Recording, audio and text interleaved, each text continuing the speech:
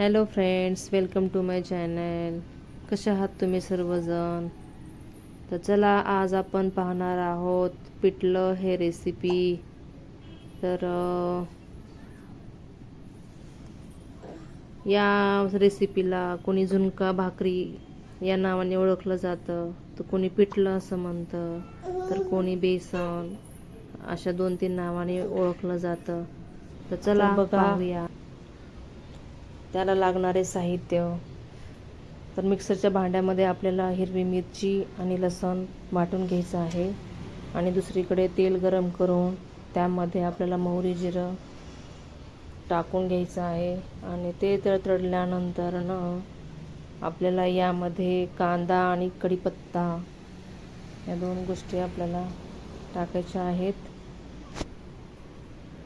मोहरी जिरे छान तडतडू द्यायचं आहे, आणि त्यानंतर टाकायचे कांदा आणि कढीपत्ता. कांदा तुम्ही तुमच्या आवडीनुसार कमी जास्त करू शकता, कारण पिठलं म्हणलं ना तर कांदा हा आवर्जून जास्तच टाकला जातो, त्यामुळे छान चव लागते पिठल्याला. तर बघा, आणि कांदा पण आपल्याला छान असं ब्राऊन एकदम करून घ्यायचं आहे, म्हणजे पिठल्याला पण छान अशी चव येते. आणि कांदा छान परतल्यानंतर त्यामध्ये आपल्याला जे मिक्सरमध्ये आपण हे सारण बनवलेलं होतं ना, हिरवी मिरची आणि लसणचं, तर हे आपल्याला यात फोडणीमध्ये घालायचं आहे.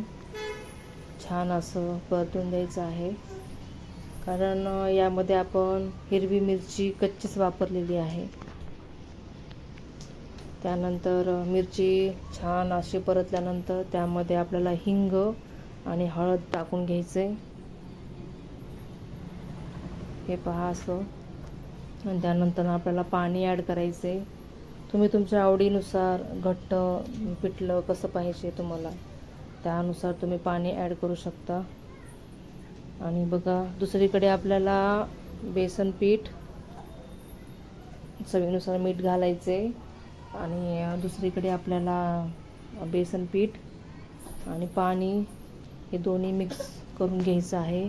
छान असं बॅटर बनवून घ्यायचे स्मूथ. ते गुठळ्या वगैरे सगळं काढून घ्यायचं आहे. स्मूथ असं बनवून घ्यायचं, जेणेकरून पिठल्यामध्ये हे गुठळ्या राहणार नाहीत. कोणाकोणाला हे आवडत असतं गुठळ्या, पण बऱ्याच जणांना नाही आवडणार. तर बघा, हे पाण्याला छान अशी फोडणीच्या पाण्याला छान अशी उकळी आल्यानंतर आपल्याला हे बॅटर जे बनवलेलं होतं ना, ते ओतून द्यायचं आहे. आणि पाणी तुम्ही इथं ॲडजस्ट करू शकता कमी जास्त. तर बघा, अशा टाईपमध्ये छान असं मिक्स करून घ्यायचं आहे.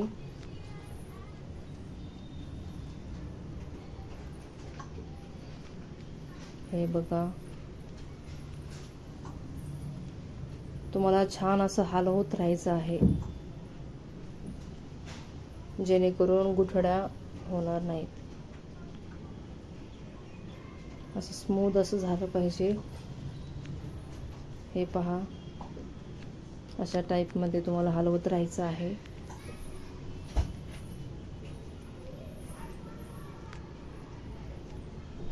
आणि त्यानंतर तुम्ही कोथिंबीर तुमच्या आवडीनुसार कमी जास्त करू शकता. पिठलं हे कोथिंबीरीशिवाय तर अपूर्णच आहे म्हणा. एकदा नक्की करून बघा, खूप छान लागतं. अशा प्रकारे हे पहा, किती सुरेख असा कलर आलाय.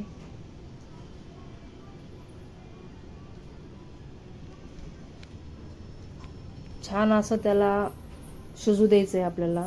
असं रट असा आवाज येतो. हे बघा, हे पहा, अशा टाईपमध्ये झालं पाहिजे. छान असं शिजून येतं मग, आणि चव तर अप्रतिम लागते. नक्की एकदा अशा प्रकारे